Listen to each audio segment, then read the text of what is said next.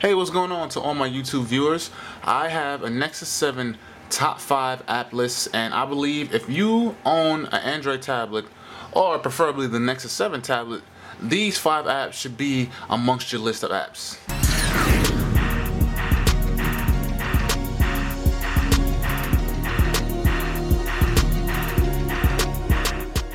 Okay, so the first app on my top 5 Nexus 7 set of apps is Tablet Talk. Now, this has to be one of the most useful apps for a tablet, period. The reason why I find this app so useful is basically it forwards text messages to your app from your phone.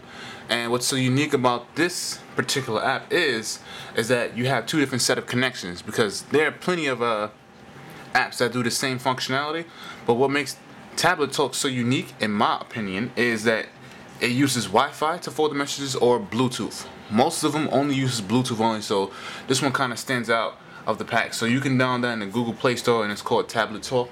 I believe it'll run you about $3, but you know, once again, you get a Nexus 7, you have $25 of Google Play money. So to demonstrate, you would have you open your Tablet Talk app. Now you have to install this application on both your phone and on your tablet. So I'm gonna zoom out of there so you can see my Galaxy Nexus. My Galaxy S3. And what you would do is, both of them are connected through Wi-Fi. So right now, I was using it earlier to demonstrate, and then my phone is trying to connect. If you can see right there where it says connecting, it was trying to connect to my what's name. Now all I have to do is tap this little icon, and bang, they're both connected. So you see a contact up here pop. I'm gonna leave that out of focus so you can't see the person's name, or rather delete the thread. And I'm gonna demonstrate how this works. So now that the phone and the tablet are both connected through Wi-Fi, now let's just say, for example, I'm scrolling around, I'm doing my thing. Now I'm going to demonstrate how it works with a demo contact. So I'm going to have my demo contact text me a message,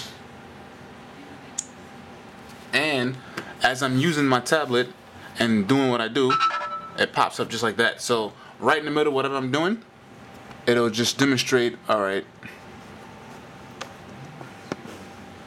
you can see that there. My demo contact just texts me hello. Now if I want to respond back, I can hit in the inbox. It pops up like quick reply style, and I can just say hello in return. So boom, and I can keep doing what I'm doing. And if I want, I have it docked here in my dock. Click text tab and see what my demo contact has responded to me. So that's pretty interesting. Now a nice little extra feature that this particular app does is, now say for example, if I've received phone calls. Now you can't answer the call, but you have the option to decline or mute the sound from the call, which I thought was pretty unique. So as the tablet doesn't ring, my phone is ringing, but I have the option to mute the sound from my phone. I can unmute it, let it ring again, and then I can decline the call altogether. So this is a very unique app, and I believe this is a must-have for any person who has a tablet and an Android device. So Tablet Talk, the #1 tablet app in my personal opinion, and in my top 5. Now next up on my top 5 Nexus 7 app list is Ultimate Rotation Controls. Now this app is very unique, and I'm pretty sure all Nexus 7 owners had this chain of thought in their mind. On the Nexus 7, when you tilt your tablet to the side, your home screen does not rotate, which is very annoying, and most people didn't like that about the Nexus 7. Well, there's an app for that. Now when you download this app, as you can see the icon, it says rotate settings. That is not the name of the app. I don't know why the icon says that. It's actually called Ultimate Rotation Control. So I'm going to actually demonstrate the name of it in the Google Play Store. So when you download it, this is the app's name, Ultimate Rotation Control. Now you have two different versions of the app. The trial version, which is a 7-day trial, and is obviously and they have a license to it. So once you buy it, it's going to give you a 7-day trial to test an app out. And I'll go into the settings to show you that I'm actually on the trial myself. And you'll see a little option to buy license. That way it'll unlock it to keep the app permanently. Obviously it's probably going to disable itself once the trial is up. And all it does, it docks itself in your notification toggle. And you can have auto, which is the default system settings. Forced and lock. Now auto is not gonna allow me to rotate the screen. It's gonna pretty much the default system settings. So even if I hold the tablet sideways, it's not gonna let me rotate the screen like I want to. But once I pull down a notification toggle, and put it to force, meaning so I can force the home screen to rotate.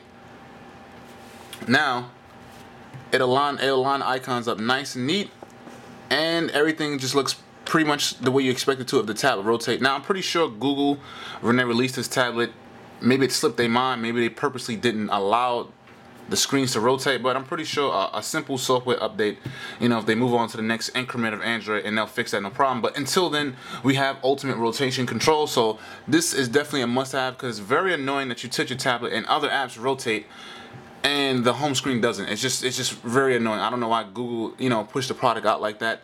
But, like I said, there's an app for it to take care of that issue. You can even rotate it upside down, and it'll pretty much correct itself as far as the rotation goes. So I'm going to move on to my next app. And Volume Plus. Now, this one is kind of a bit of a shocker. Now, anybody who owned the Galaxy Nexus know that when a version of the Galaxy Nexus got updated to 4.1 Jelly Bean, Google has blocked the APIs to modify the external speaker. So therefore, on the Galaxy Nexus, the Volume Plus did not work properly. It was pretty much disabled.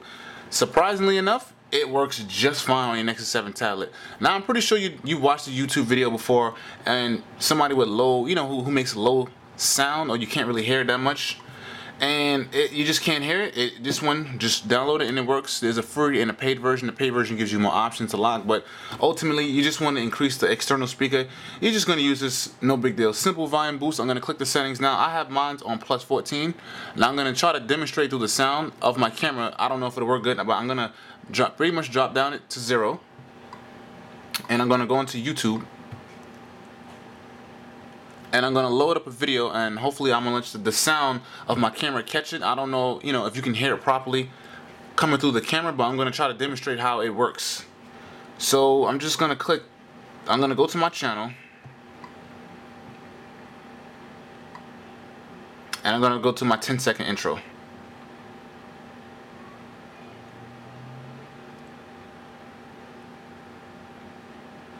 Must have skipped it. So many videos to scroll through.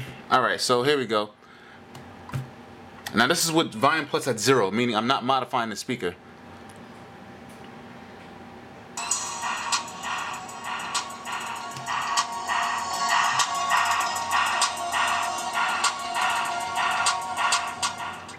Now I'm gonna rerun that video, but this time I'm gonna go to Volume Plus, and I'm gonna put the volume what I originally had it at, which is at 14. Be careful when you're at plus 10. Most phones, it starts to cause damage, or if it sounds too like the speaker is being overexerted, you might want to drop it down, because you can damage your external speaker when it's too loud. So now I'm going to replay it with the Volume Plus volume at 14.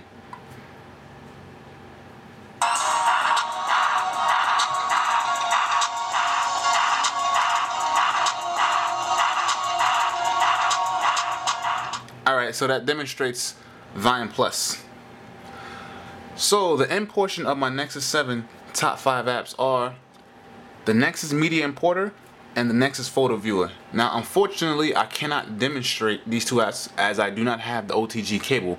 I recently ordered it and I'm waiting for it to come down, but once it does, I'll show you a quick example of how those work. In the description box, once I get it, I'll link it and I'll put an update to the video.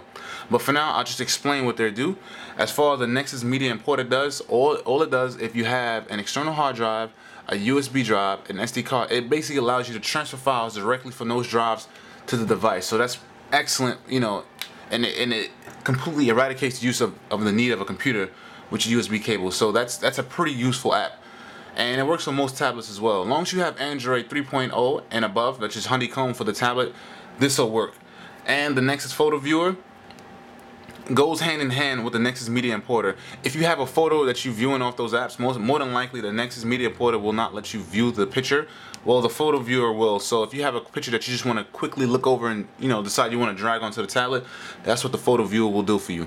So that is my wrap up of my Nexus 7 top 5 applications. So if you do not have these top 5 apps, I suggest you download them, and you know, it'll pretty much add to the useful functionality of your Nexus 7 tablet. I actually have a bonus app I want to show you guys, and I made a video for it already, and if you haven't, I'll put a video response to it at the bottom. It's how to put Flash on your Nexus 7. This is the 6th app, but I didn't want to name the video top 6 Nexus 7 app, top 5, you know, obviously. So I'll show you anyway, and it's called Xscope Pro. What this Xscope Pro right here does is it allows you to have Flash on your tablet without the use of hacking your phone. So, you know, go watch my video at the bottom to the video response and see how that works. I'm not going to explain that one. And rate, comment, and subscribe. If you like my video or have any questions, you know, just shoot me a comment. I'll gladly answer.